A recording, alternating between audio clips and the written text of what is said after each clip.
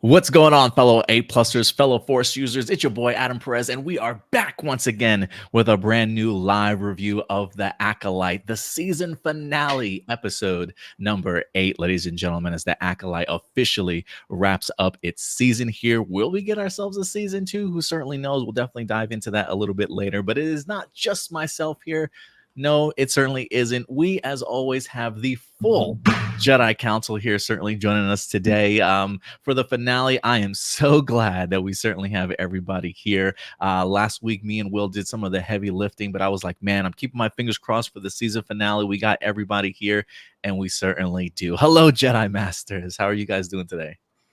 Hi, so glad to be here, actually be here, and not just in the chat. But that was fun. It was fun watching you two you did do join us in the things. chat last week. Yeah. Same. Glad to be back. I was sad that I wasn't able to make it last week, but I'm really glad I was able to make it for the finale. Yeah, I got a text from Crystal, and then literally Stuart like an hour later. I'm like, what are they planning? Like, what's going on? Did they time this shit perfectly, man? I was actually we doing must makeup on sabotage him. the podcast. Makeup and sabotaging. Okay, Right. see how it goes. But yeah, it's good to see everybody here today, man. As we got a lot to talk about. We're going to be giving you guys our overall thoughts on this week's episode. We're going to get into our other segments as well. The light side, which is our pros, the dark side, our cons, and of course, wrapping up this episode with an official grade as well. So it should be interesting to see how this all turns out for us. For those of you who are wondering where we're sitting at grade average wise, before we came on live, I did ask you guys, when it comes to report cards and grades, should we round up, right? Because as of right now, we are sitting at a 8.25, which if you look on the grade here, it could be either a B or a B minus. And if we are going to be rounding up, this will land us at an 8.3, so an 83% for a B so far for this series. So we'll see what our average for this series is going to be at the end of the show, but most importantly, for this episode. One of the things we talked about last week, Will, was, is the Acolyte going to stick the landing? I think some of us had some trepidation going into this episode as to what some loose ends were they going to go ahead and wrap up. Would they get everything? What would certainly stay open? And most importantly, would they stick the landing? So I am fascinated to know everybody's overall thoughts on this particular week's episode. So you guys ready to get into it with me? Always. Let's do it. Crystal, ladies first, when it comes to the season finale of The Acolyte, give me your overall thoughts of this particular episode. Not the series so much, but the episode itself. What did you think? Honestly, you guys, I'm going to be a little bit of a hater. I was really disappointed with this episode. I felt like there was so much happening, but nothing happened. There wasn't enough time for everything to kind of settle in, and I felt like it was really rushed. I felt like a lot of things were very flat. I had a really big issue with the twins, of course. I think that we've kind of said that for the whole show. I was really sad that my fave Soul died, though. R.I.P. Soul. He still did nothing wrong. It was really cool seeing the lightsaber fights. It was cool seeing the kyber crystal bleed. I think there was a lot of cool things happening, but in terms of substance and meat of the show, I wasn't really getting that. So unfortunately, because there's so much weight put onto this episode, it was a little bit of a flop for me. Bummer to hear that, Crystal. Bummer to hear that. But I appreciate your honesty for sure. Shout out to Maria for coming through saying, give us the tea, Crystal. That's my bestie. Oh, nice. Appreciate you coming through, Mariah. We really appreciate that. Yeah, I can understand that. There definitely is certainly a lot that they had to kind of cover and take care of in this episode.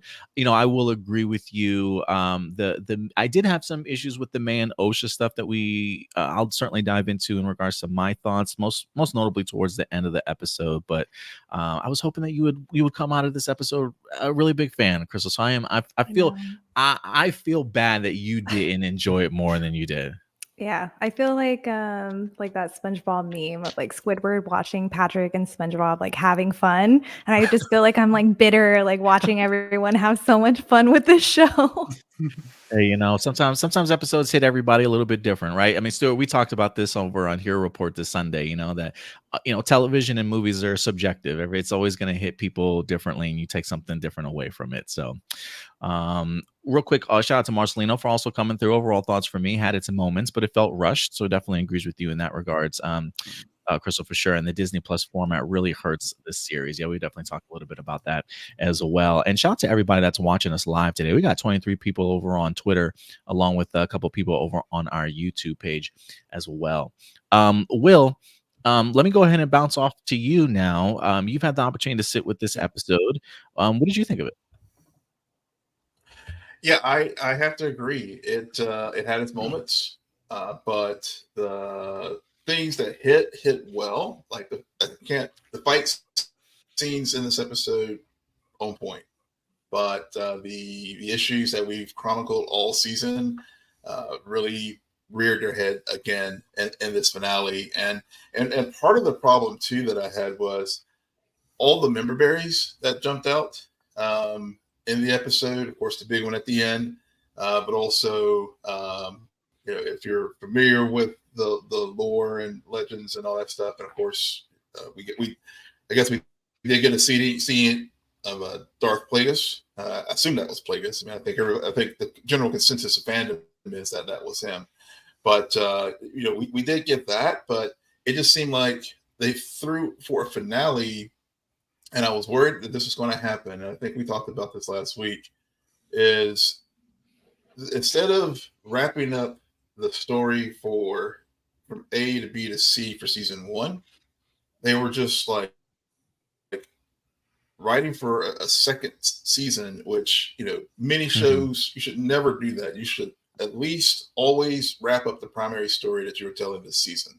And I felt like they did not do that with this episode. If anything, they open up more questions with, yes, they did conclude some things, like, for example, Saul, passing, but then they open up a whole nother can of worms with the fact that we have, the cover up that Finestra engaged in. So I think there were moments where I was like, yeah, that really hits. That it really slaps. But there are other moments in the episode where I was just like, yeah, the issues that I've had all season, they're here in this finale as well. Yeah, I am. I'm glad you brought up certain things like the last sequence in here, especially with Darth Plagueis. While I definitely feel like I fanboyed out a little bit with the reveal of Darth Plagueis, Oh, yeah. I do feel like there are moments when it feels like it's just kind of thrown in there, in the sense of like a fan tease, or just I don't know. I wish it was maybe built up just a little bit better than what it certainly was. And I will agree. We talked about the idea too that Leslie Headland mentioned. That season 1 was going to feel very much complete by the end of it. That it was going to have sort of a solid ending, even though she had maybe 4 or 5 other mysteries that if they got a season 2, she would kind of explore.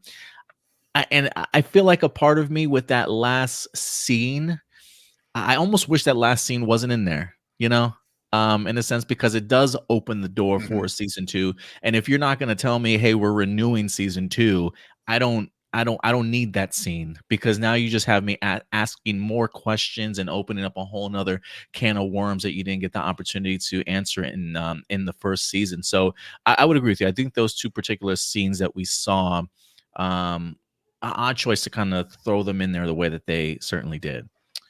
Shout out to real quick to James in here. James says, I personally enjoy the journey of the show, really hoping for a second season. And shout out to Crystal, can always count on an honest opinion and critique from her. We got Ronan in here. Amen. This season's story could have been told in 2 House of the Dragon episodes, and I'm not even exaggerating. Yeah, I do feel like some of it probably was stretched a little long, for sure. Marceline does say he agrees with you. Definitely felt like it had the mindset for a season 2 rather than self-contained first season. Kind of reminds me how Angel is constructed, except that works better. So, yeah. Any other thoughts you had, Will? I thought I interrupted you. I'm sorry. Oh, no. I was just, they're, like I said, those were the those were the main things. I'm sorry if I'm having bandwidth issues, but But I will say I did like Finestra in this episode, even though she, I think that was the most emotion and like things, that we've seen from her all season. So normally whenever she comes on the screen, it just drives to a complete halt. But this week I was like, okay, she may be, the bad cop here who's like covering up the crime, but it worked. And I guess the other thing is too, now that we have the end of the season, we're now at the end of the season and we've seen the complete thing. I felt like I was told that it was going to be one show, but I got a different one, and that also just sort of like rubbed me the wrong way. It was sold as a murder mystery, but really, it really wasn't. That really was almost like red herring, I think, with some respect. So, but I'd love to hear the rest of the panel's thoughts on what they thought of the episode. Yeah, absolutely. I will jump just real quick before we get to you, Stu. I will agree. I thought when we get into the show, it definitely was sold in a particular way, in the sense of like, I felt it was the way that they portrayed it was, this is going to be very much a dark side sort of show, and learning about how the dark side comes together, yada, yada, yada.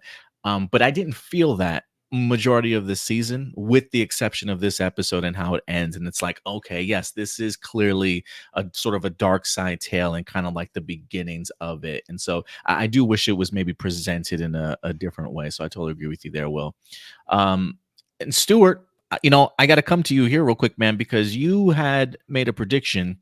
I think it was the previous day when we were talking to ourselves. Where did Saul go after they went into hyperspace? And I was like, I have no idea where they're going. And I think it was you that said, I think Saul is taking her to Brendok, and that's exactly where she wind up going. There was another, I think, there might have been another one that you actually predicted as well, in regards to the Venestra stuff too. I think you guys were all talking about Venestra. And just to piggyback off of you, Will, I think when I said, I was like, if it turns out to be like that for Venestra, I'm definitely going to take back everything I said about Rebecca Henderson for this season in regards to how she portrayed her, in the sense of, clearly she had an ulterior motive all season long in the way. And I think if I do rewatch this season, I'll probably look at her in a completely different manner than my first watch through, seeing everything that she's kind of been up to this season. So you had some great calls here, Stuart. So I definitely want to know your thoughts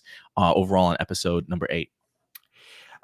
So overall, I think this episode best describes my overall feelings of the show, which is that there are some really awesome moments that definitely stand out, some moments that really made me nerd out, but it just felt like getting to those moments, like the show wanted to get to these moments and it didn't really care too much how they got there, which led to some characters making decisions, doing certain things that just really didn't make sense for the overall story.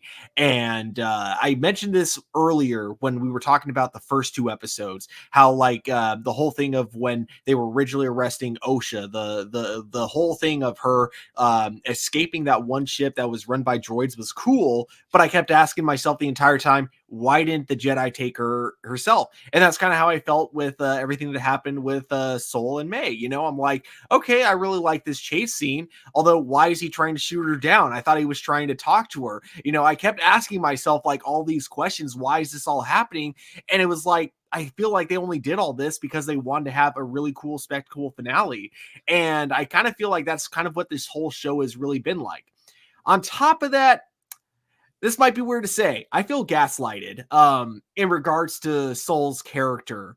In regards to, this feels like the same Sol that we had in the previous episode in terms of the flashback, but in terms of every episode we've gotten since then, the Sol that we've had in those episodes does not feel like the Sol that we got at the end of this episode. This feels like this was written by someone who only saw the previous episode.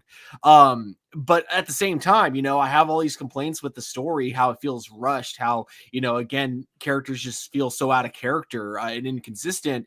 But then it does so many really awesome things that makes me nerd out, showing us things that that we haven't seen in live action Star Wars before. First canon appearance of Plagueis, the first time we get to see a Kyber crystal bleed. It's something that's been referenced, but we've never actually gotten to actually see. So that was so cool. So this episode just, it's such a mixed bag, and I think it's the perfect representation of the show as a whole. I love it. I think some great comments there from you, Stuart, for sure. I will jump on board your comment about how you feel these sometimes these episodes just have moments in the show that feel very much like they did this just to kind of get our characters into certain positions. And from a writing perspective, it just doesn't make sense to me. I felt that way at the very end of this episode when we've got May, Osha, and Quimir on Brendock trying to decide how they're going to get away from the Jedi. I honestly didn't think it made any sense, to not only mind wipe May, but also leave her there. Like, you guys can still do that off planet. Like, what are you doing?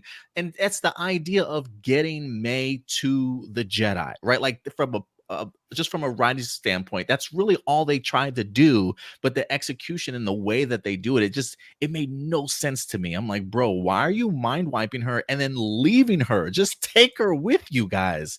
It didn't make any sense to me, man. It made me scratch my head for sure. So I definitely see moments like that for sure in this season. Yeah. Also, when they were like Yeah, mind that wiping was her, like, yeah, Stewart was. Oh, go ahead, Crystal. Oh, go ahead. and Osha was like, "I'll find you, May." I'm like, "Girl, you know where she is. She's with the Jedi. You're turning her into the Jedi. What do you mean you're gonna find her?" I don't know. Like you said, there was just a lot of things that I'm like, "What?" Well, yeah. And what were we gonna say, Will? Also, Yeah. No, I was going to. That was the point I was going to make too. That was one of the, as Stuart had mentioned, this episode really does, and I said it before, it really does capture the writing problems. And Stuart, you made a very good point there. It is like there was the writers didn't see the prior episode. And another thing about this episode too is I almost felt like there was elements of the story that I wish had been rolled out earlier in the season, and then that way you would, whenever we got some of the reveals at the end, it would again felt earned, because I think that's been a big problem with the show all season as well, is they do these twists and turns and everything like that, and then it's just it's either happenstance or no clear build up to a particular moment, and then the event happens and we're supposed to react, but it just falls flat because there just hasn't been the proper foundation laid for elements of the story that they're trying to tell. do you have an example of some of those moments, Will, that really stand out to you? Oh gosh. Well, when we first went to Brendock, the first time, whenever May turned on Kamir, that was one from this season. I think this episode really, as far as this episode, I don't know if there was really any real moment like that I could think of right off the top of my head. I mean, I guess there was some. I guess Kamir this episode to me was just sort of there as an observer. Before he was really seducing Osha, first made in Osha to join the dark side. But other than the fight, he was really a more passive presence in this episode. Because even whenever Osha did, ended up murdering Saul, he was just sort of standing there he was just like everybody else, holy shit, what's going on here? He didn't. I don't even think he understood what was going on. I mean, he knew, but it does get to that point of what they've been saying all season, which is, and I think this was a good payoff that did have a good foundation, is where to become a Sith, you have to kill a Jedi and not use a weapon. So the Force choke actually was something that I did feel like I felt that was an earned moment. So I will give them I will give them criticism where it's warranted, but I will give them props with that one. I felt that was an earned moment whenever OSHA did use the force choke on Saul. Yeah. That is so that is actually a moment that from the episode that I actually thought was really well executed. Was like that moment where she just fully just like went full on dark side. Because yeah, I feel like the seeds were definitely planted there. And yeah, the whole thing, like you said, killing a Jedi without a weapon. This whole time we're wondering, well, how do you do that? And then of course the answer was in front of our face this whole time, the same way we've seen Vader do it in the past, you know. I thought that was a great payoff. And go ahead. You gonna say something, Crystal? I was. Go for it. I really like that it was a force choke because I also was like, how do you kill a Jedi without a weapon? But I guess for me, I wish that OSHA just had more feeling. Like I wish in that moment when she was like turning to the dark side, like she was like really angry or like really upset and like couldn't do anything else but choke him. Mhm. But you know, You didn't really see that come out of her until after he was dead and she like kind of collapsed. But yeah, I definitely agree with you there. And even then, I probably would have liked to have seen a little bit more out of her. But you know what's interesting to me in regards to that, I do love how this whole entire season we were expecting May to be the one to kill a Jedi without a weapon, and it turns out to kind of be her sister. And I do think that the season did a really good job of getting us to the point where both of these characters were in the complete opposite positions in which they started, and it's really OSHA that's kind of finishing off the job, you know. And like when we see OSHA talk about that she had a vision of May standing over Saul, like it, girl, that's you. You know what I'm saying? Yeah. And I thought the payoff was really great in that way.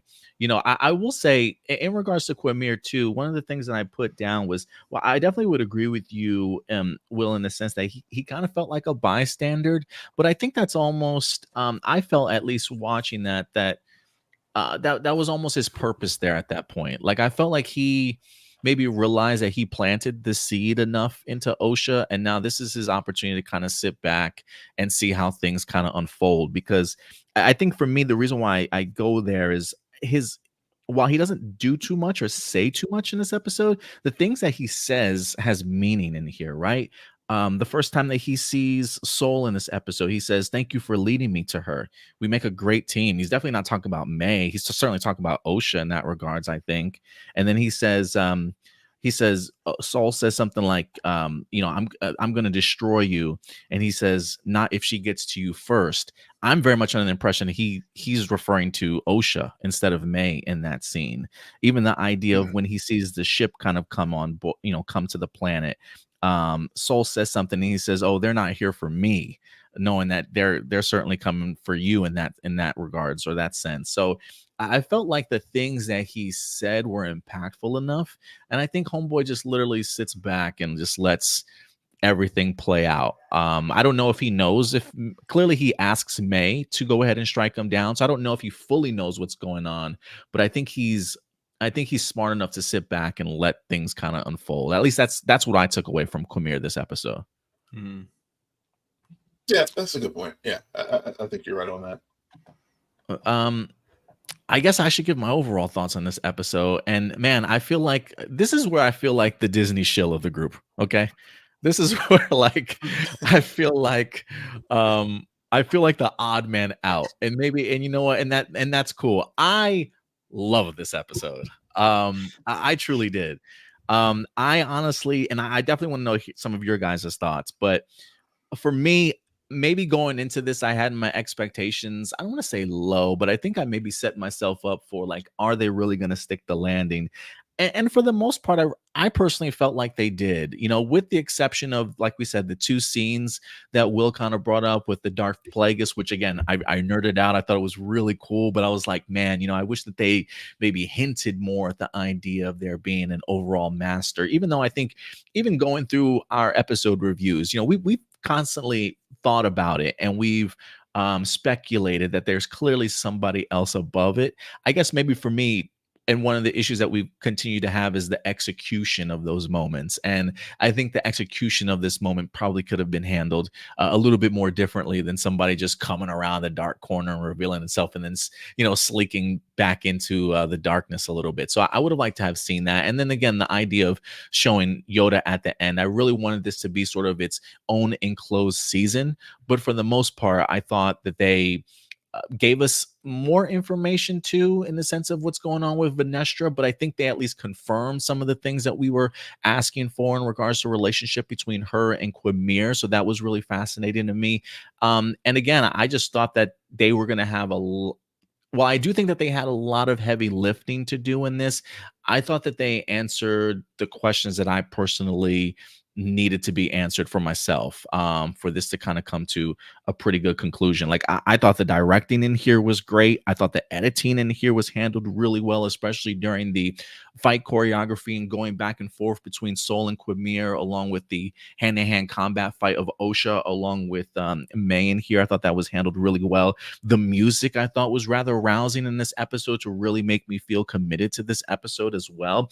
And while there are clunky moments in here from story beat wise, I still thought the storytelling was actually pretty good, especially in regards to building up that lightsaber fight between Quimir and Sol, and finally getting the opportunity to see Osha embrace the dark side. And also, and we've talked about this before, I love the politics of the Star Wars world, and the fact that we finally got the answer as to who David Harewood would play. I know a lot of people were really hoping that he would be something more than what he was, but I even talked about this in the previous episode when they introduced Senator Rayancourt.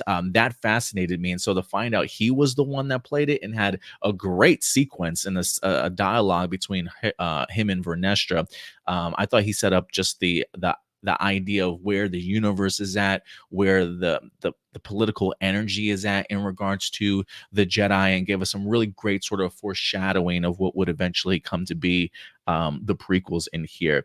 And I also I thought for the most part, while I haven't necessarily felt like that emotional attachment to Osha for the most part, I thought this episode and series kind of handled her transition really well. You mentioned, Will, that her force choking Soul at the end felt like it was very much earned. And I completely 100% agree with you in the sense that they have been dropping sort of these breadcrumbs kind of all season long in regards to the difficulties that Osha is certainly dealing with, her own internal sort of struggle and turmoil. I thought it was really fascinating too that we get to see the sisters meet again with May knowing the whole truth, and Osha still not accepting it until it kind of comes out of Soul's mouth and sort of really kind of pushing her over the edge. So I thought, while again, there has been an emotional detachment that I feel like I've had with Osha and May at times in here, I thought that they handled her transition really, really well for me in here. So, and then of course, I mean, look, we say this every week. Lee Jung Jae is the MVP of this series, man. I mean, he truly is. I mean, his confession alone in here was just incredible to me. It was a sense that you can kind of feel and see the weight kind of coming off of his shoulder when he finally admits, like, yes, like if that's what you want to hear me, like, yes, I killed this woman. And then having to kind of come to terms with himself, I thought was just so incredibly fascinating in here. And can I just say something real quick? And this is probably going to get me canceled in Star Wars world. But you know what, guys? I don't care. I'm going to be the Disney shill for today out of this group, all right? Best lightsaber battle since Anakin versus Obi-Wan Revenge of the Sith. I said it. I don't care. Come at me, guys. Come at me. I do not care. This was an incredible lightsaber battle. You got a great homage into the Revenge of the Sith sequence in here when they're in the closed corridor and they're switching hitting their lightsabers, and they're hitting the walls and the sparks and stuff. I thought it was just absolutely great. The cool sort of stunt work that they had in regards to the wire work of coming off the balcony together in that slow motion move. Felt like I was watching Crouching Tiger, Hidden Dragon in here. And I just felt we talked about this before, right? Like, while sometimes the dialogue just does not hit, I feel like when it's the Quimir and Soul battle, even from episode 5 all the way here to episode 8, it was captivating. Like I was completely entrenched each and every time, and I thought that they kept that same emotion from episode 5 as they did here in episode number 8 as well. So I absolutely loved the lightsaber battle in here. Best since Anakin versus Obi-Wan. There, I said it. It's out in the world.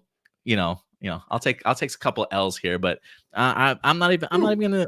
Yeah, I loved it, man. I loved it. You've been Star Wars canceled. Look, I absolutely love it. I was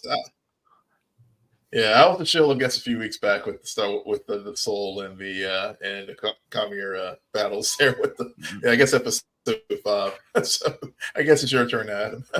Yeah. I was like, oh, that's a bold thing to say, Will. So I was like, you know what? I gotta top it, Will. I gotta top it. But yeah, no, I felt that good about the battle here this week, man. I truly did. I mean, from getting the opportunity to see him undo his double lightsaber, throwing it, and then they coming behind him, and then Soul hits him and my girlfriend was like, oh my god, it's like magic when he hits him with the force push and pushes everything back. Incredible stuff. Like Soul was just so determined. The cool sequence when they rush each other at the same time and they switch blades and they just stand there, so samurai-esque to find out that Quimir's lightsaber is broken in half. I mean, god damn, they just had some incredible moves. The parrying with each other back and then forth and then back again. I mean, come on, bro. Come on.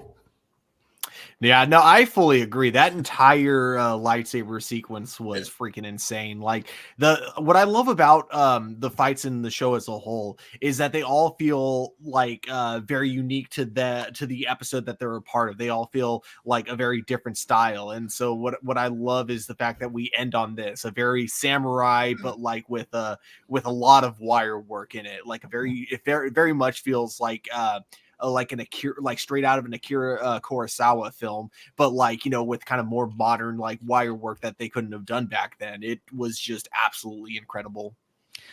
And let me build off of something too. Marcelino, he coming out swinging too. He says, "Are you sure that Anakin versus Obi-Wan fight is as great as it is because it's super long and all they're doing it?" Let me tell you something, Marcelino. I almost came on here and said, "You know what? It's better than that one."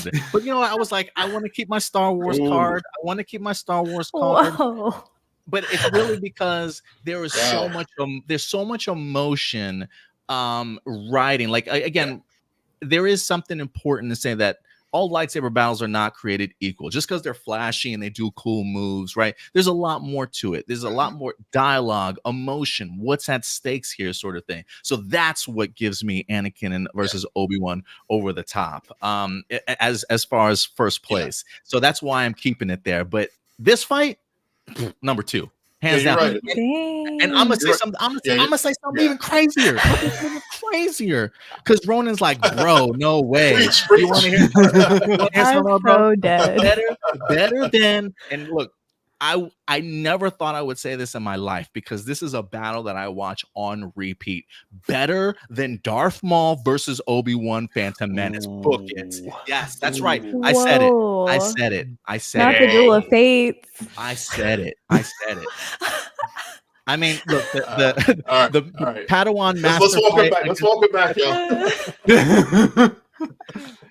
y'all. Anyway, the point is, incredible lightsaber battle. That's my point. But the thing is, I don't know if I'd be able to judge it on that merit fairly, only because like the Battle of the Fates has the nostalgia drug to me. So every time I watch it, I feel like a kid again. Whereas like this, even though amazing fight, do not get me wrong, I'm still watching it as an adult. Where it's like whenever I go back to Duel of the Fates, I'm a child every time I watch that, and this is the coolest thing ever.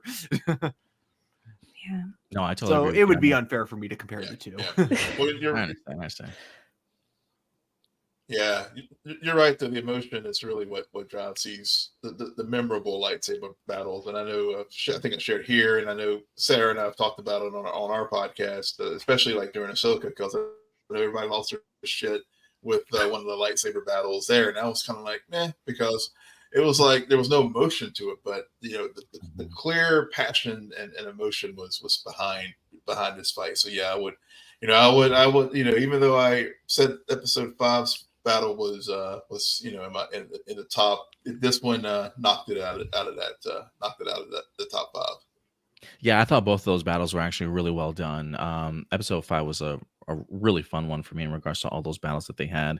But yeah, so those are my overall thoughts on that episode. I know my lightsaber aspect like blew this out of the water, but I did find some genuine enjoyment out of this. I thought, I know, Stuart, you mentioned you felt that Master Souls, you felt a little bit gaslighted in regards to Master Soul.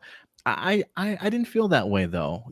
I felt like what they had been giving us about who Master Soul was really held true to what we wind up getting at the end. Like I guess I would like for you to maybe explain that a little bit more, Stuart, in regards, because that is one of the things that I want to talk about, is the legacy of Master Soul. So we'll jump into that. What aspects about what Master Soul did or said in here did you find different or opposing to what we had known about him before? Well, looking at episodes 1 through 6, it felt like the way he was written, there was a lot of regret, and a lot of regret that he was ready to come forward about too, because it felt like the entire time they were hinting that he was ready to, confess to Osha everything that had happened. And, and that he was, ready. Like, I know there was no line to specifically say this, so I can't really say it for sure, but it kind of felt like he was ready to even face the council, basically, for the most part. And then you get to episode 7, you get which I didn't mind, because this is a young Master Soul. This is not the same Master Soul that we've been following. So I didn't mind when you realize, wow, he made all these decisions because he was just being super reckless and an emotional reckless douchebag, basically, is the best way to put it. Because he just saw what he wanted to see and just came to his own conclusion without doing any real investigation. So I was fine with that because it was a flashback. But then we get to this episode, and he feels so much like that same character that we got in episode 7, especially when he has her, and he decides to take her to the planet, and suddenly he even though this was never something that he seemed like he needed to prove to the Jedi Council at any point, he suddenly decides, oh, now I have to prove to the Jedi Council that convergence, right? That was the Virgins. The Virgins. Like, that's what he was trying to show that Ocean May were. And it's like, since when did this become a priority for you? Like, you mentioned it in the previous episode, in the flashback episode, but you also had the data on the data pad, when the twins were scanned. And so I just kind of assumed that was all discussed with the Jedi earlier, and apparently that becomes a priority for him, even though this has never been something that he's ever discussed in the previous 7 episodes that even seemed like it was important. So suddenly that becomes a priority for him. And then the biggest thing that disappointed me is that it felt like I said, episodes 1 through 6, it felt like he felt nothing but regret. And here it's that regret doesn't seem to exist. He feels bad that he hurt Osha, and that seems to be it. He feels bad that his actions hurt other people, but he doesn't seem to feel sorry about what he did, because he does the number one thing you do when you're not actually sorry about something, which is he tries to justify it. And that was the moment that really killed me with his character, him trying to justify his past actions. Everything we've seen from episodes 1 to 6 made me think that Soul knew what he did was wrong, knew that he messed up. And then out of nowhere here, he's like, no, I did what I had to do. I was protecting you, Osha. And that was what really made me feel gas. And maybe it was my fault. Maybe I need to rewatch the show, and maybe I was seeing Saul the way I wanted to see Saul. You know what? Maybe I was doing the exact thing that I'm getting upset at Saul for, in the previous episode. Maybe I'm doing that myself. But regardless, everything I saw about Saul from episodes 1 through 6 did not match what I saw at the very end of episode 8. And that's what really disappointed me, just his lack of remorse for his actions, and him only feeling sorry that he hurt Osha, not for the fact that, he killed someone who was pretty much who was innocent, you know, as far as we know. We still, true, we don't fully know what the coven was all about, but it doesn't seem from the information that we know that they were up to anything like sinister or anything like that. That just seems like the conclusion that that small group of Jedi came up with. So that's what I mean when I say I feel gaslighted with his character, you know, just the way he went out. While I loved that scene with Osha, and I can't stress that enough, her turning to the dark side. Some people say that was rushed. No. This is Star Wars. People turn to the dark side like that all the time. Anakin did that. Luke almost turned to the dark side when he, like, you know, held his blade out against Kylo Ren. You know, the dark side influences people and makes them do rash things really fast. So that I loved, but not how they wrote Soul in this episode. Sorry, that was a long tangent. No, you're fine. I definitely want to get your opinion on that. You know, Crystal, as the resident Master Soul lover and somebody that didn't want to see his legacy tarnished. Do you agree with some of the aspects of what Stuart's saying? Do you feel differently about, you know, how, you know, I guess, did you feel gaslighted in regards to Soul, and just how do you feel like they put together his legacy at the end of this? I think that you make some really good points, Stuart. Like, I found myself asking the same questions when May was confronting him, and he was like, I did what I needed to. I'm like, didn't we just go through this? Like, why are we repeating this? And I guess when you look at like his character arc, it kind of like negates that when he does that. It kind of doesn't, you know, it's like he's growing, just kidding. He didn't grow. So I think that is some good points that you made there. Unfortunately, because I love him. I do want to piggyback off of that, because you know, something comes up to me when I think of Master Soul in this moment, and it's a line that Master Indara says to him in the flashback. She says, "Don't confuse what they want for what you want." And I think that bites Soul in the ass in this episode again. In the sense of when he says things, I did this to protect you. You know, they would have taken you away. You know, you were too old to begin the training, sort of thing, right? When he's saying those things, I'm thinking, is that what she wants, or is that what you wanted? And there are elements to, like, should Soul have grown over the 16 years? Yeah, maybe, but how does episode 1 start out for Soul? I mean, he's still holding on to Osha. You know, he's holding her on to a holocron of her, still looking. And even his Padawan questions him, like, why do you have that level of attachment to somebody that's no longer here? You know, Saul in this episode is literally about to tell Osha he loves her at the end of this, before she starts choking her, right? So while I do think in certain areas Master Soul probably has grown, I think when it comes to Osha and when it comes to what happened on Brendock, I think he's still very much just dealing with his own level of grief, to a certain extent. And I don't necessarily know if Saul has kind of grown since that moment, since this is what he falls back on, you know, his old ways that his Master Indar tried to teach him about, and he never did. And that's one of the things that we talked about too, Will, right? Was like, at the end of last week's episode, I felt like it should have ended with the idea of Saul letting us know, because she asks him, ask yourself, why did you make this choice? And I wanted Saul to literally tell me what he learned after those events 16 years ago. And he doesn't say it. He doesn't say it in here. And so maybe that's one of the reasons why we never got that explanation.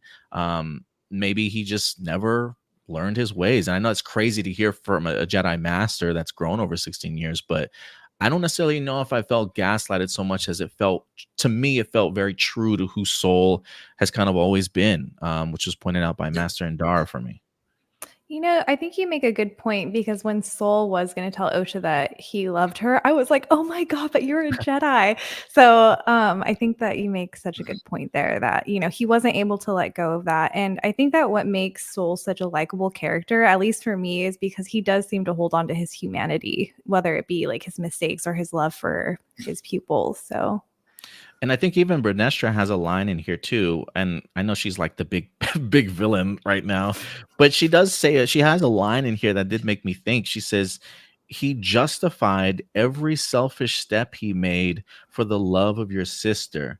Now, while I wouldn't necessarily say it's selfish, I think that's certainly Vernestra kind of, Right. adding her 2 cents to Yeah. it, but I don't feel like they were personally selfish, but I do think when she says the choices he made for the love of your sister, I'm like, yeah, he was about to tell her he loved her. So there is a certain weakness that I think Osha brought to Soul as a person.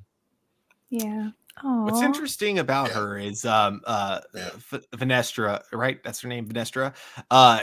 She seems to be that character that knows how to lie because she's good at speaking in half truths, basically. Yeah. Will, you Yeah. want to jump on board that too? Yes. Yeah. Yeah. I know you were Yeah. No, I was you're just kind of I lagging, so was yeah. sitting here absorbing the conversation.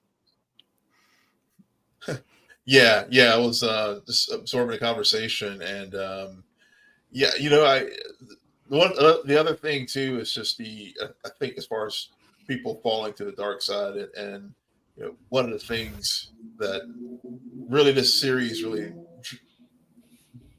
dived in deep on was the fact of attachment, and at the end of the day, Saul's attachment to Osha was his undoing, and it just sort of reinforces why Jedi do have to make that sacrifice, and as far as whether it's because of the religion, or keeping the people from going to the dark side or whatever. It really reinforces the point that all throughout Star Wars, where we've seen people fall is because they remain attached to either their past, or a person or something. I mean, Anakin, his mom, whenever, with the Sand People, that was the first step. And then Mm. when Padme, and all through, I don't, we're all Star Wars fans here, so we know all those different points. But I think that was, so I know there was a lot of people saying that we're having a series about deconstructing the Jedi, and there was a lot of black eyes on the Jedi and stuff, and they're not perfect, blah blah blah. But yes, they're not. But at the same time, I think it also reinforces why the Jedi Order has these certain rules in place, because in order to do this job, you can't have those attachments, because it just it leaves a vulnerability that can be exploited by the Sith. Yeah, I totally agree. And like we said before, like not everybody can be as wise as a Yoda or as wise as a Obi-Wan, like everybody has their bad apples sometimes in the bunch. And again, I think she, even Venestra kind of points out some of the great things about Soul in here before she literally buries this dude. He says he was kind, he was brilliant, he was a compassionate man, and he did a terrible thing, but but there clearly is a goodness to Master Soul, and I think that's one of the reasons why, despite his path in this show, I'm a really big fan. He's probably one of my favorite. He's become one of my favorite Star Wars characters, played by Lee Jung Jae, just incredibly. But you bring up the idea of attachment, and I think that's even something that we see in Senator Raincourt, played by David Harewood. He kind of brings up, talking to Vernestra in here, about why he wants to have this investigation, talking about the Jedi trying to control the uncontrollable. And while Vernestra thinks he's talking about the Force, he brings up, no, your emotions, right? Like we can't control our emotions, and they Yeah. tend to usually get the best of us. And so I don't look at this. I would agree with you. I don't look at this as a deconstruction of the Jedi. I think they're just showcasing another side of what, not only the lifestyle of what a Jedi is, but just the roller coaster ride that it certainly is. That some people come out great, some people turn to the dark side, and it's just a truth that I think we as viewers have to certainly deal with. That they're not perfect, Mm-hmm.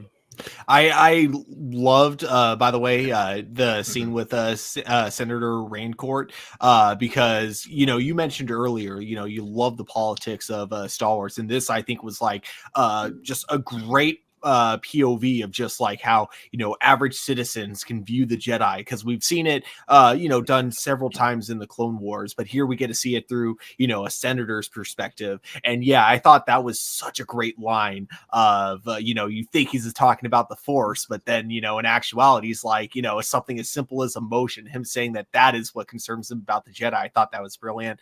Also, to any Alan Wake fans out there, I am sorry David Harrowwood does not sing in this episode. I know that a lot of fans were hoping, but musical episode. I love it. Yeah, Alan Wake too. He does this musical bit. It's great. Yeah, I grew up with I want to say I grew up, but over the past several seasons, I've seen David Harrowwood mostly from Supergirl on the CW series. Mhm. And while I certainly enjoyed him in that, man, he was incredible in this episode for sure. I was a really big fan. At least I think that's who Ronan is talking about. But even just his brief little scene and his dialogue in here just did a tremendous amount, I think. Yeah, I think it was Will who was saying like that he wished things had been introduced sooner in this series, and it might have like made things be fleshed out. And I wish we had more of the senator. Yes. Like, I think if he wasn't, I don't know why they introduced him at the very end. Like, I think it would have made sense to kind of like put these along with Vernestra's storyline, like her subplot. I think this little like tension between them would have been really interesting to see play out and ultimately lead to like her framing Soul. I mean, we all kind of thought that was going to happen, but I think it would have just planted more seeds with him. Mm-hmm. That's exactly what I meant by that, Crystal, because that's what to me was. I really enjoyed. Actually, I did enjoy the finale because I was just seeing the dialogue. Because I didn't get a chance to watch it last night because we were recording our own show, but watched it today. But of course, other than Yoda and Plagueis, the other big thing was just a lot of mixed reviews. And so I went into this episode with very, very low expectations, but I came out of it like not as high as Adam, but at the same time, I did really enjoy it. To my surprise, but you're completely spot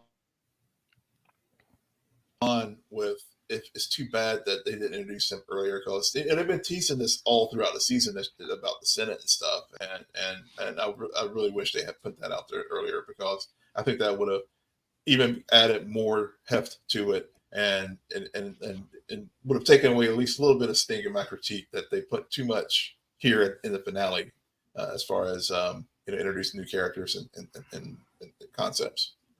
Yeah, I was gonna say I think that really builds off of what you said, Will, about them setting up a season 2. Like I would agree with you too, Crystal, in that sense that they probably should have introduced him a little bit more. I probably wouldn't have been so critical on Vernestra as a character had I known that she was opposite somebody like Senator Rayancourt, for sure. I totally agree with you. Yeah, because the more that we got of Vernestra, like especially in these last few episodes, I was like, oh, I really like this. I really like seeing like the way her mind is working, even though she is like undercutting everyone and it is like not good what she's doing. I feel like it made it so interesting and so messy. Yeah, it definitely made it messy. Yeah, Mariah, we love the drama too around here, for sure.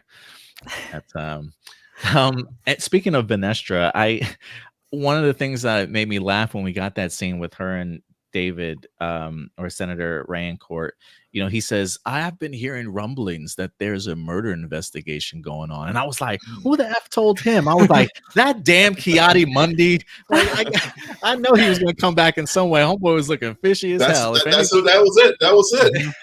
Homeboy was looking fishy as hell at the end of that episode. I was like, yeah, it's got to be Kiadi Mundi, man. That's just his face. Yeah, that guy that everyone is mad at because apparently his age is different from Legends. Right. Yeah, dude. What's up, Lauren? Good to see you. We love Messi too. Yeah. Crystal loves that Oshmere. How's that Oshmere going for you this episode? How'd you like it? I honestly was a little bit disappointed. I think it's just kind of what we were just saying, where everything just happens so fast. And I think if there was just a little bit more time to like explore the relationship, I think that it would have been better. But I love that they held hands at the very end. I was like, yes. I was just gonna ask, did you melt over that scene? I was like, finally. But like, it also was giving me nothing. Like, I have like more going on in my head than like what is going on screen. Like earlier y'all were saying like Chimere is just like watching. I'm like, I know. I wish that he was being more like insidious or more like knowing or like more like he called it, like he knew it was going to be May or he knew it was going to be Osha. Like I wish he was like a little bit more like he was like really grooming Osha or something. Like I don't know, I just wanted more from them, but that's what AO3 is for. Yeah.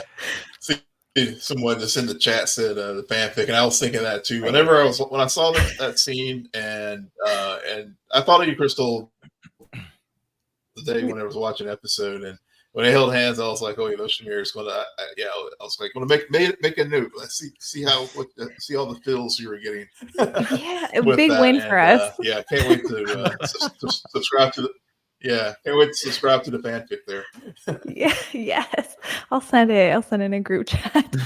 Yeah, I did like that. I did like that last scene of them standing facing the ocean with the sun kind of going down in the background. It did give me kind of like Attack of the Clones ending vibes of Anakin and Padme and the sunset sort of thing, or just the traditional, looking out at the suns type of thing. I thought it was a nice little visual for sure. So romantic. Yeah, like I like that, all they did was hold hands, leaving the whole thing kind of like open, so like gives them like flexibility for season 2, whether or not they want to keep going down that route or not. This would come off as extremely weird, so I'm curious if you guys think this would have been better. But the scene with Plagueis, I thought it was bizarre that they put it in the middle of the episode, and I'm like wondering where else I would have put it, and I'm like thinking that scene, but I also think that would have just made the scene even creepier. Would that have been creepier in a good way or a bad way? Because it is Plagueis after all we're talking about. So if we had the scene with them holding hands and then that last shot was Plagueis creeping out of the cave, like what do you guys? Because that was like the weird thing. It's just the placement of him felt off just being in the middle of the episode. You know what I mean? I for a second when you were talking about it, I was like, "You want Plagueis to take a stroll by the ocean and like?" Oh no! Like he would have been in arm the around both of them. Exact same shot, exact same shot, just edited to be like, right after the scene where we see the two of them, pretty much. I think it would have been really ominous. I think it would have worked better. Yeah, I agree. Yeah, let's re-edit it. That'd take like 30 seconds to do. Yeah, right. That I feel like that has more storytelling in itself. What you just said. Yeah. Because it's like now that this is his acolyte, who's his master, and then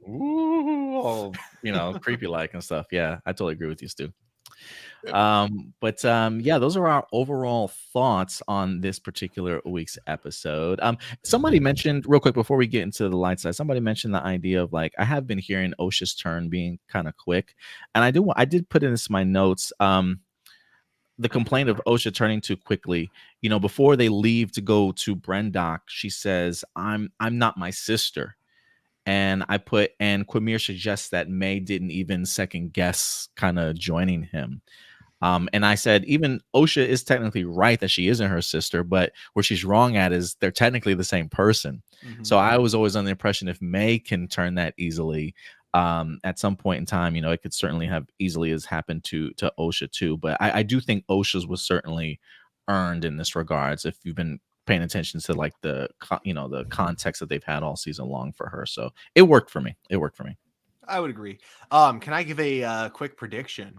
Oh, you got a prediction? We don't even know if we get a second season, bro. Oh yeah, prediction if we get a second season. This comes from an interview with the showrunner, making sure to remind everyone that Mother Corel is still alive, and last time we saw her retreating, and my thought is, what if she is the mother, given her race, of Darth Maul? Because I know they refer to Mother Talzin, I think, from Clone Wars as mother all the time, but I never assumed they meant that in a literal sense. So that's just a random prediction that may or may not play out like later on. I think that Mother Corel might end up giving birth to someone named Maul later on down the line. It's a possibility. And I'm not even gonna rebut that one. You've been pretty good with some of these predictions so far, Stuart, this season. So I'm gonna let you slide with that one, man. All I right. Love I it. I will say, I do find it interesting that Soul in this episode technically never really learns how Osha and May were created. Because I'm still under the assumption that Mother Anastasia had some sort of other outside help. He does talk about the idea that she was she had to be extremely powerful to certainly create life, combining what she knew of the Force and what happened with the Virgins. He mentioned something like, that type of power hasn't been seen in however long or whatever the case may be. But just based off of the flashback that we got in season 3, I'm still under the impression that she still went above and beyond, in the sense that there was something else additional besides just her knowing of the Force and the Virgins. And I do wonder if maybe Darth Plagueis, clearly he's certainly still around. I wonder if him and Mother Anastasia at some point, or she reached out to him maybe to kind of help out, because we know Darth Plagueis clearly is working in the idea of creating life and expanding his life, sort of thing. So I do wonder if there is more to the story of the creation of the twins and the Virgins here. What do you guys think, though, in that regards? Do you think they meant to just say, hey, it's Mother Anastasia and the Virgins alone, and that's what Soul believes because he hasn't really gotten all his answers? Or do you think there's more to it? Oh, there's definitely more to it. I think they left that open for something to explore down the line. I think specifically them reminding us that we still don't have an answer to that, and showing us Plagueis in that same episode definitely shows that whether it's next season or, if, assuming the show gets renewed, that is something that they definitely are going to want to come back to. Yeah, I agree. Yeah, I'm kind of under the assumption too. Mariah says maybe they introduced maybe why they introduced Darth Plagueis or showed him. Yeah, I do think there's a hint to that too. I do think that he is playing a role behind the scenes as well. Also, Marcelino has corrected me, so my theory has been shot down. Apparently, Mother Talzin is the biological mother of Darth Maul. Okay, well, I like your theory more. Yeah, I do like your theory more. Retcon it. New headcanon just dropped. Yeah. But guys, let's kind of, I don't want to say quickly, but let's definitely get into some light side aspects of this week's show. Pros for us for this episode that we took away really enjoying. I know Will's stuff is kind of lagging behind a little bit, so we'll let you go last, Will. But Stuart, Crystal, any light side moments that really stuck out to you? One of my light side moments is also going to be a dark side moment, because it was both great and bad at the same time, depending on which scene it was.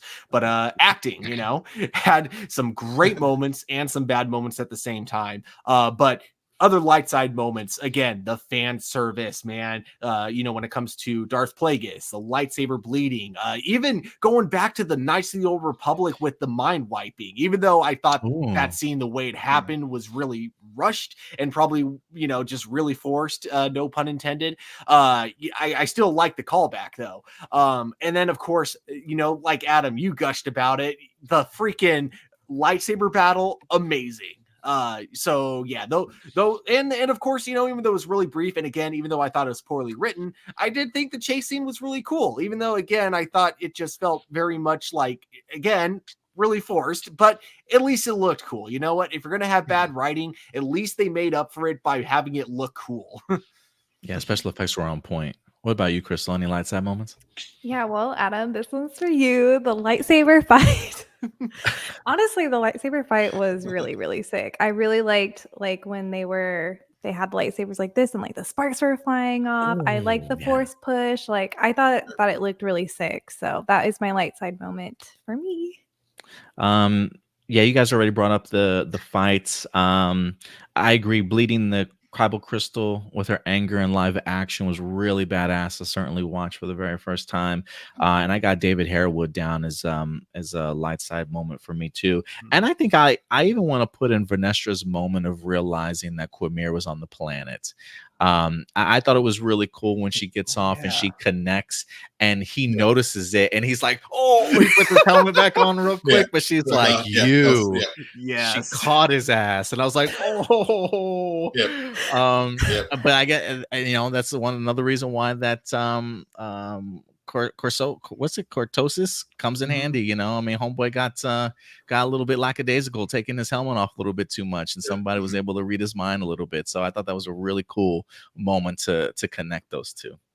I'm so glad you brought up that moment because I had almost completely forgot to mention it. Yeah, the fact that his immediate reaction was to hide. Yeah, he's like, oh shit. Yeah, you get this this Sith who's seemingly is not afraid of anything, but clearly he's afraid of his master, or if that's what the relationship is, which is what I'm assuming. Yeah, she says like, oh, that's my former, I need you to help me find my former That's student. right. Yeah, she says, find my former pupil before he turned evil. She said that's what. Yeah. Mm-hmm. What about you, Will? Any light side moments for you? Yeah, that was definitely one of them. But also, we've talked about the fight, so I won't belabor that one. But some of the callbacks to other previous Star Wars shows and movies. Whenever May and Osha were walking down in that tube, I got Luke on Bespin. Remember whenever he was on whenever he was like going from the the chamber and falling down the control room, and how not the gantry, but like before that, whenever they're first fighting the carbon freezer room, and then Luke, Vader, pushes Vader off to the side, and then he has to go down, and then so he goes into that little tube, and the thing opens up, and then the lights come on. He walks through, and then comes back. He comes out, and then of course the door closes.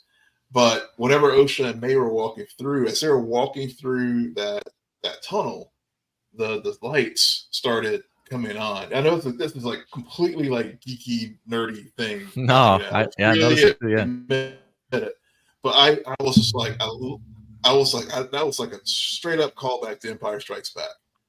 So that was one of my as far as just the cinematography and I guess set design and just how I just love how whenever you see those little moments. I know Andor had that with the with some of the scenes where they had interrogation of I can't remember her name right now, but I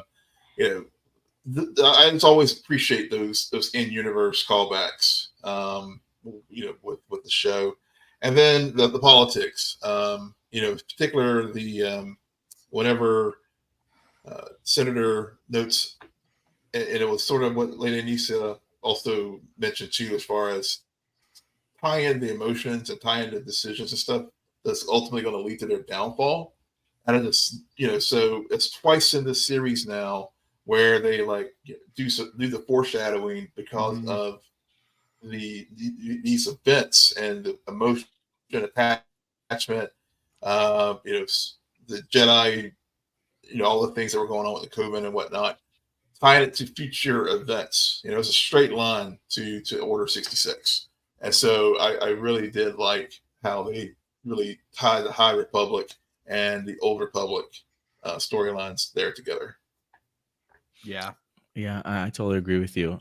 Before we get into the dark side aspect, how do you feel about the idea? And I should have brought this up when we were talking about Vernestra.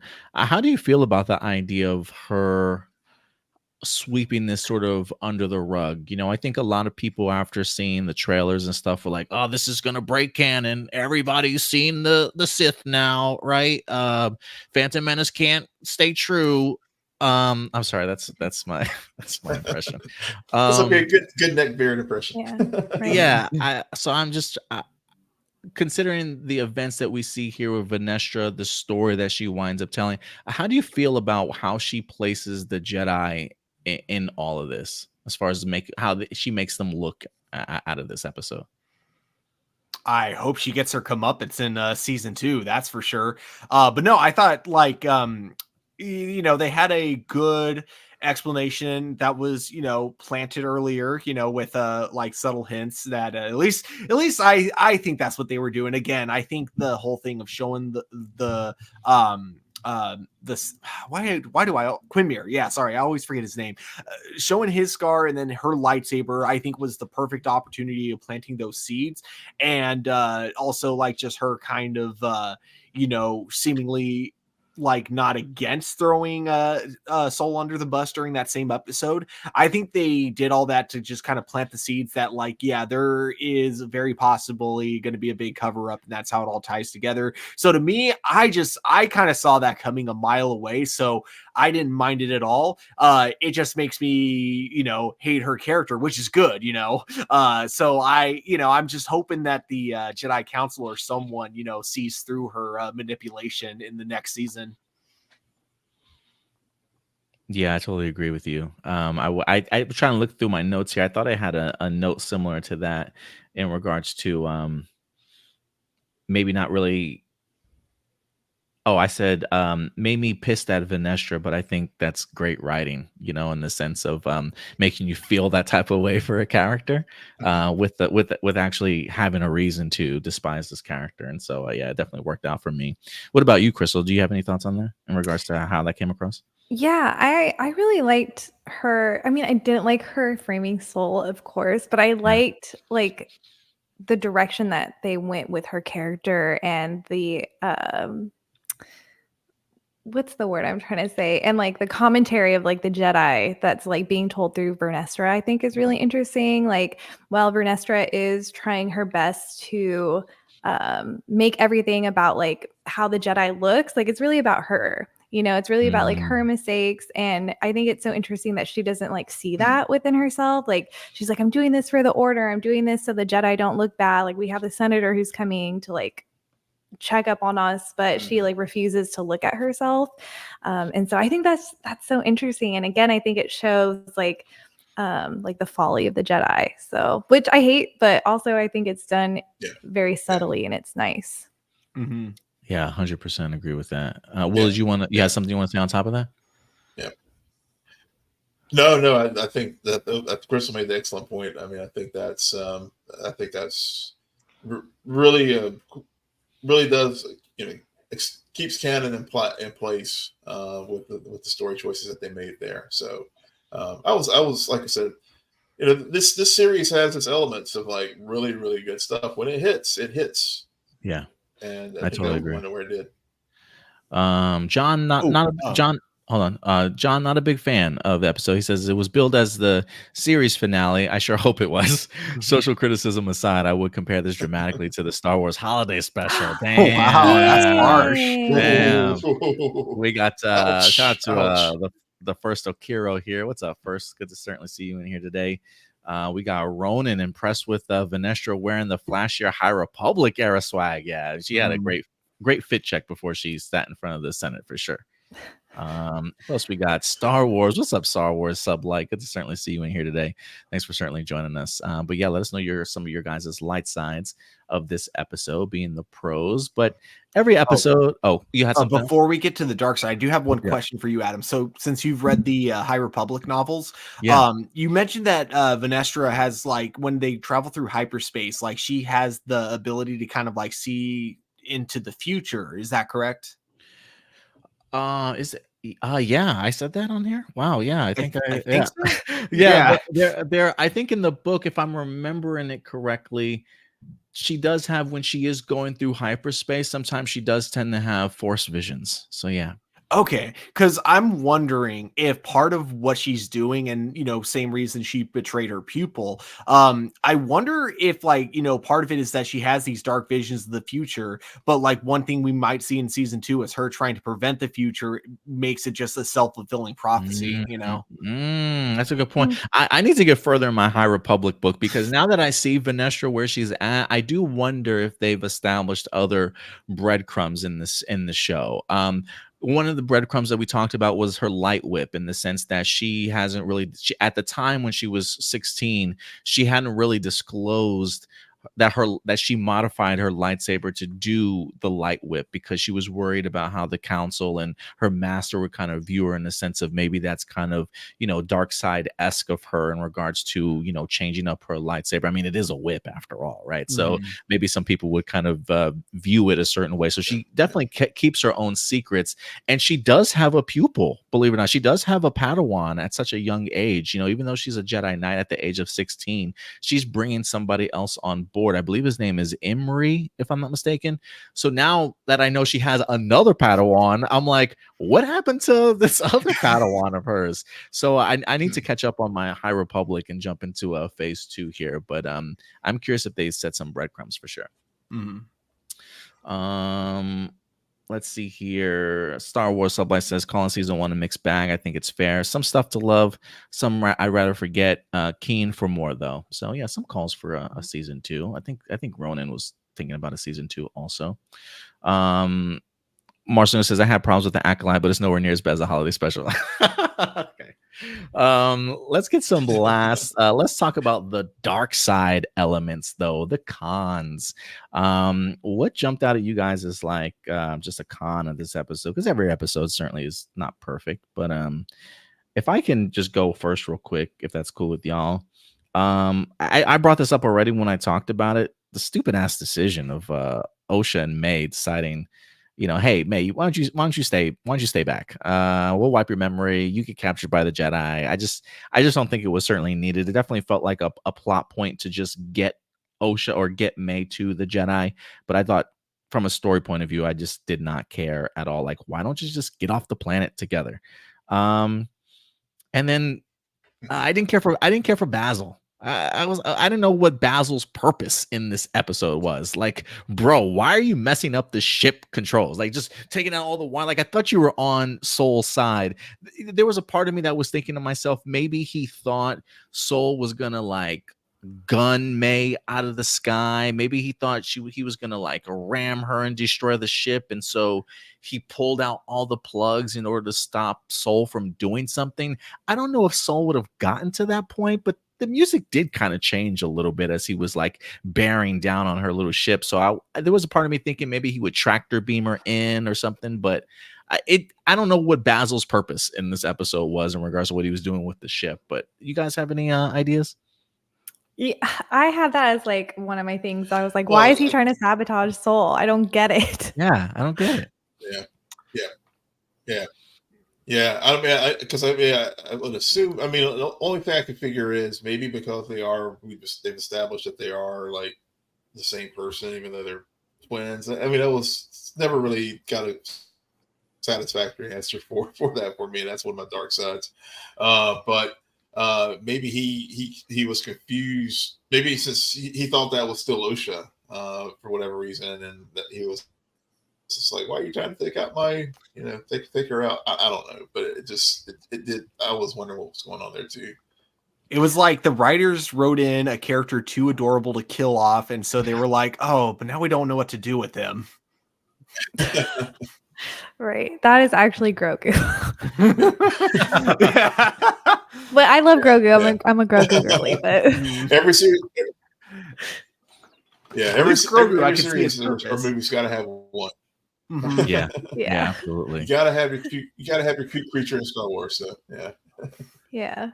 I will say I do agree with you, Will, in regards to the idea of them being two consciousness but one person. Like, I know Master and Dira brought it up in the flashback, but I guess there was a part of me that didn't realize how important that was not only to Soul, but just the storyline, because it felt like that's what Soul was really relying on in this episode a little bit more than I thought. I guess a part of me didn't realize, like, oh, that's a really big talking point to take away from after the flashback we got.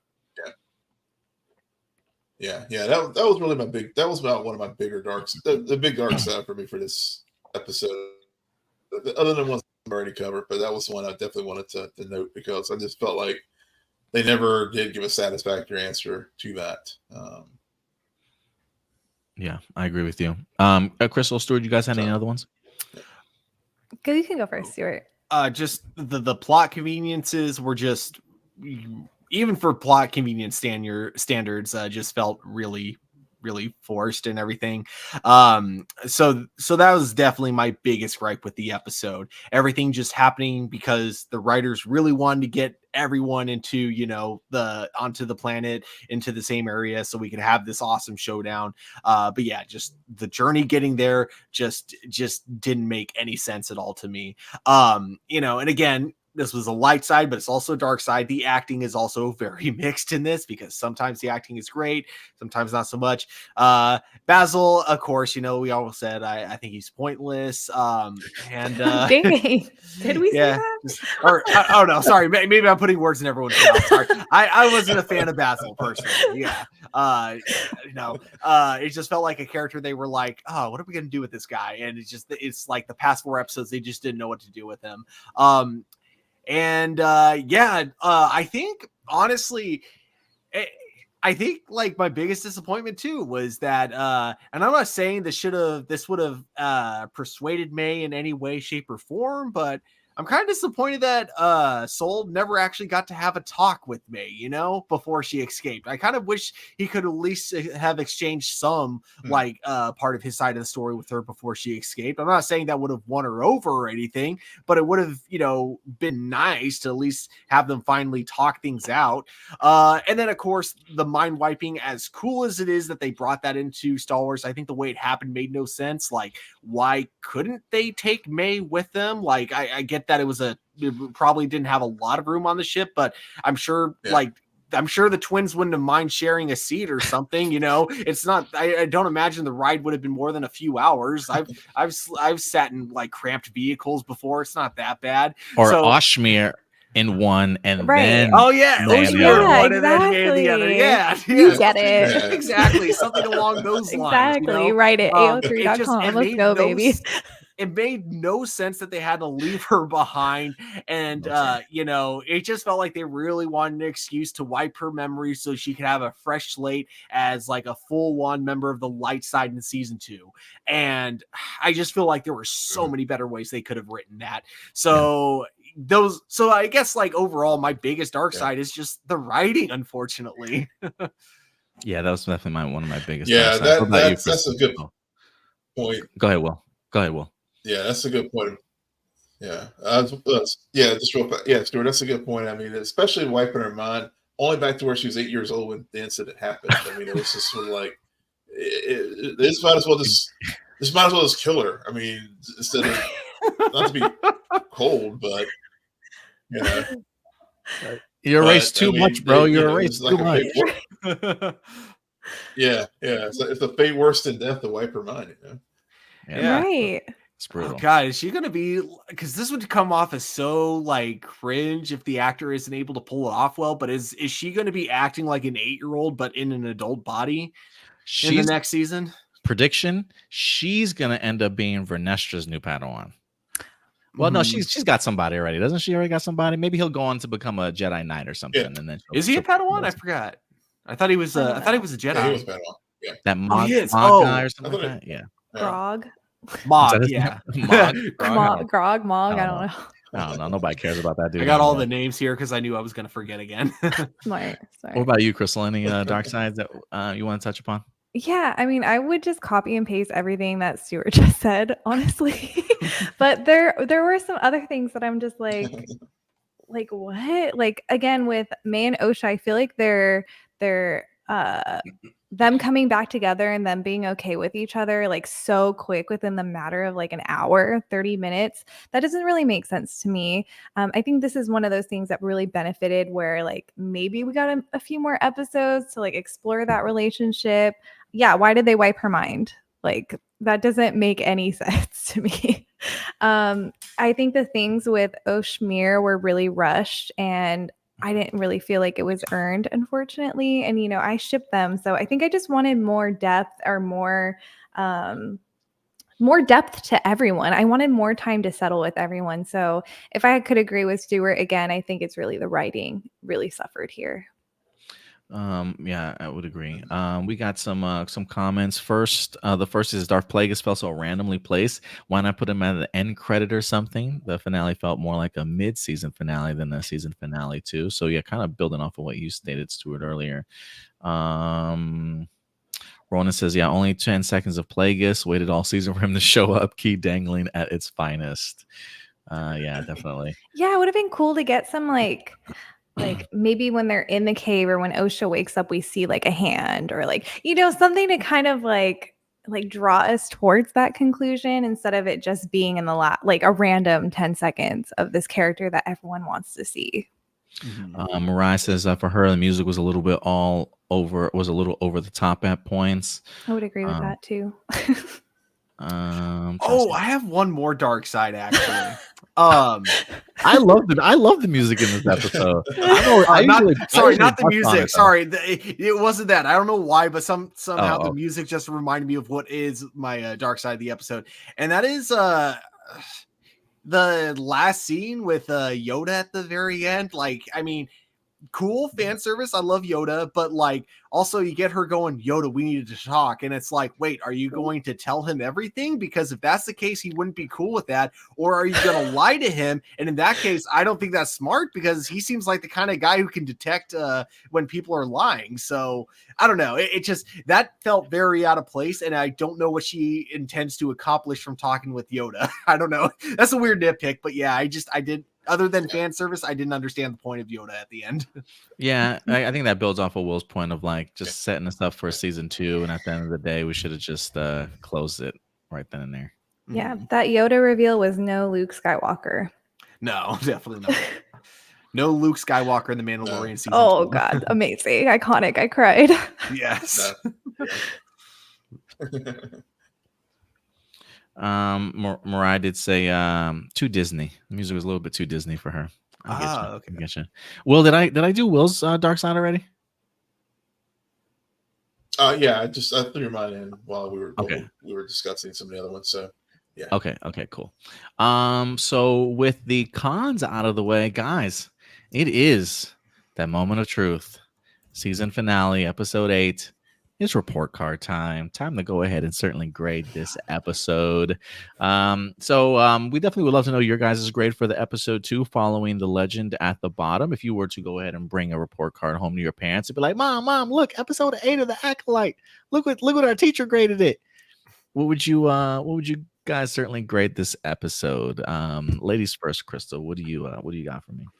Okay, I was going to rate this episode a lot lower, but after hearing everyone talk and I think you guys raised my score a little bit, but I'm going to give it a solid 78.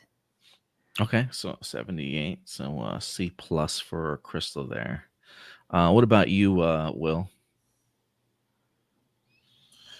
Yeah, as much as I enjoyed it, I have to give the merits to the fact that they left it shoved a little bit too much in there for me as far as for it to be a finale. So I am going to give it I'm going to give it actually an 80. I'm going to give it a B-. Okay, B-, 8 point. Oh, all right. Yeah, and that's pretty much how I felt about the series all season. Yeah. What about you, Stuart? Episode number 8, how are you feeling? Much like you, Will, this is going to be my rating for the entire season as well. But I think my rating for this episode, I'm going to go in between the two of you and go 79. Oh, so you're going to go, okay. Wow, I was expecting you to go lower. Like I said, I was a sucker for some of those fan service moments, And here comes the Disney shill coming through. I get some of the pushback that you guys have towards this episode, but I guess for me it didn't really bother me as much as I think it did for some of you guys. So while I agree with you that I think for me my biggest issue I had was definitely the mind wiping of May and just the weird writing in regards to that.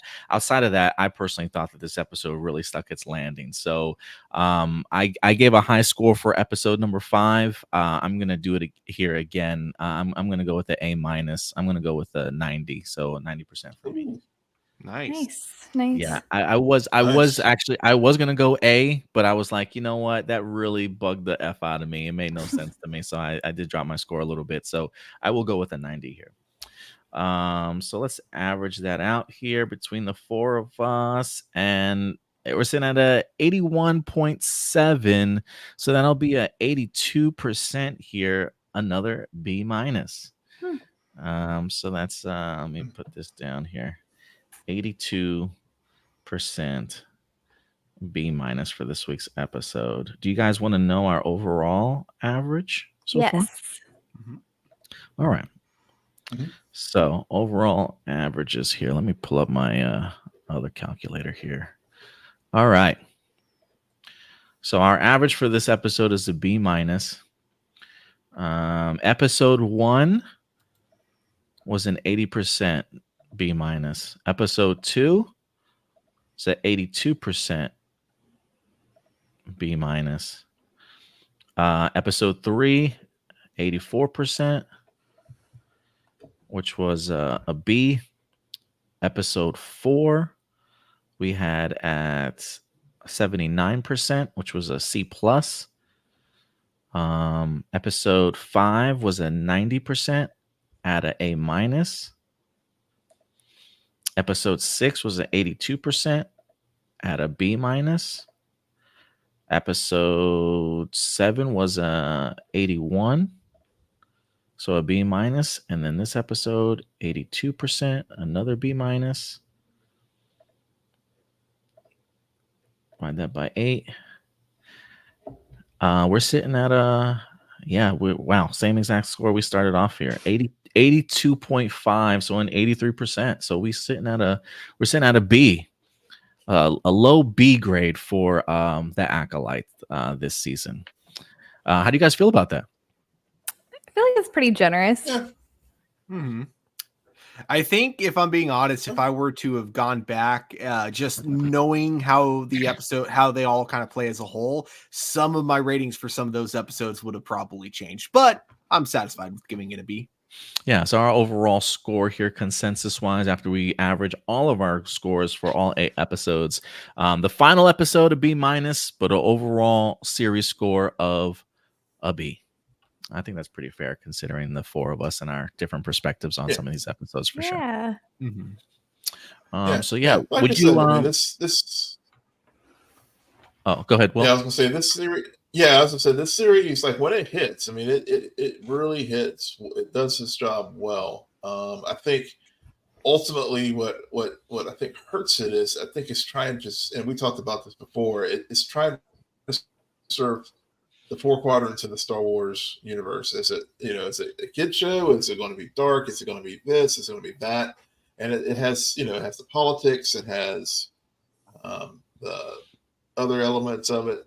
So I think at the end of the day, I think because it's pulled in so many different directions and we have so many tones, I think it hurt the series overall. And like I said, I think I was expecting one thing and then it was something else. But I mean, as I said last week, will I watch it again? Probably not. Does it deserve a second season? I mean, if it happens, I'll watch it. If it doesn't, I'm not going to lose sleep over it. Yeah, that's a good question. Maybe we should answer that. Season 2, anybody? Are you in favor of it? Do you need it? Is it okay if it happens? Do you not care for it? I'm right with Will. I will watch it if it comes out, but I'm not going to lose any sleep if it doesn't happen. Yeah, I don't really feel like we need a season 2. I get you. Yeah, I feel like I'm right there with you guys. If it doesn't happen, I don't need it. But if it does happen, I'll definitely watch it for sure. They definitely captured my imagination here for certain episodes. But yeah, guys, I think that will do it for our Acolyte reviews. Man, we had 85 people watching us live today, 75 over on Twitter, a couple people here and there throughout the rest of our social media. So, guys, thank you so much for certainly coming through. I hope you guys enjoyed sort of our fair-minded and critiques of the series itself. I think we had brought a nice balance of not just full hate onto hate watching something here for you guys. We got Yoon. What's up, Yoon? Appreciate you certainly coming through also. Rona says, will you cover Rings of Power next? Yes, I will be covering Rings of Power here on A Plus Hero Report for you guys. We do have a playlist for season 1 of Rings of Power that I did. If you want to go ahead and certainly check that out, but I definitely will be back for Rings of Power as well. And let us know in the comments afterwards. Would you guys like to see us maybe possibly, depending on our schedules, maybe possibly do something for Skeleton Crew as well for our Jedi Masters here? So certainly let us know your thoughts in the comment section box below. But guys, Crystal, Will, Stuart, this has honestly been a blast for me, man. Like everyone, I got hyped for Acolyte Eve, waiting for that Tuesday to hit. Tuesday would come. I was always looking forward to this, but this is definitely my best part of the week, is chatting with all of you guys for sure. Definitely. Me too. Yeah, so it's been enjoyed fantastic. it. Thank you. And not a problem, guys. So hopefully we will have you guys back. Everybody in the comments, thank you so much for all your interesting conversation pieces and discussing everything certainly going on with us. We really appreciate it. Core Band certainly coming into the chat as well. Even though we are about to certainly go ahead and wrap up, you can always just jump back into this episode if you want after we're done. I'll probably put some timestamps to help you guys certainly navigate everything if you'd like to. Appreciate the compliments, Ronan. Thank you so much, man. But certainly look forward to seeing you guys again soon. Crystal, if people want to find you on social media, where can they find you? You can find me on Twitter and on YouTube. Just look up Crystal Kyber. And thank you so much for hosting us. This was so much fun. I think I really loved dissecting every week's episode with you guys, because it really gave me new perspectives and new ideas, and even strengthened some of my own ideas. So I really appreciate being a part of this podcast. It was so much fun. I can't wait to do it again. I really appreciate it. I'm so glad we got the opportunity to finally collaborate on something, Crystal. And you continue to do great work over on your YouTube channel. Great makeup for sure. Incredible perspectives on Star Wars also. So we really appreciate having you. Will, what about you, man? Where can people find you on social media? Yes, you can find our show page on Twitter at Scene and Nerd. You can also find us on Instagram and Threads at Scene_N_Nerd. Of course, I have our website there, www.sceneandnerdpodcast.com. You can find our weekly podcast. We're currently covering our Dragons and Soup series. We are the penultimate episode of that series this week, because we are covering House of the Dragon, episode 5, and also The Boys, which will have its finale actually, I guess today. It's already Thursday, so we'll be finishing up that series. But please subscribe to our podcast wherever you get your podcasts. You can find it all there on our website. Adam, and thank you so much for having me a part of the Jedi Council here, and look forward to doing it again and collaborate with you guys on any other stuff. So really appreciate the time, and Crystal, it's a joy working with you as well, and really enjoy watching some of your Star Wars content. We'll be following your channel from here on. And Stuart, buddy, good to see you as always, man, as I see you each and every week. But where can people find you on social media? You guys can, of course, always find me here at A Plus Hero Report every Sunday with Adam, doing our weekly A Plus Hero Report. But you can also find me on Instagram at TurboStew01. Fantastic, man. Hopefully I get the opportunity to hang out with you on Hero Report this upcoming Sunday. We do have ourselves a weekly show called A Plus Hero Report. We go live every Sunday for you guys as we break down the hottest movies and television news throughout the week. Shout out to Mariah. Also love watching all you guys talk amongst each other on the series. Yoon, what's up, man? I gave you a shout out, brother. Hope you're doing good over there. Thanks for certainly watching today. But guys, if you want to follow us on social media, everywhere at A Plus Opinions over on social media, as you see right down here below. We do have a TikTok page at Hero Report. Check us out there. If you like our Discord forum community type of stuff, we do have a Discord. I'll put a link in the description box below for you guys also. But yeah, follow us everywhere on social media. And most importantly, hit that subscribe button, guys. If you love the way that we have long form reviews, breakdown, give you some of our thoughts and everything that's going on in the world of nerd pop culture, please hit that subscribe button, like this video, share it, and we'll certainly see you guys next time. But other than that, that's going to do it for us here today. So do us a big favor, as always, guys. Take care of yourselves, take care of each other, and keep it A+.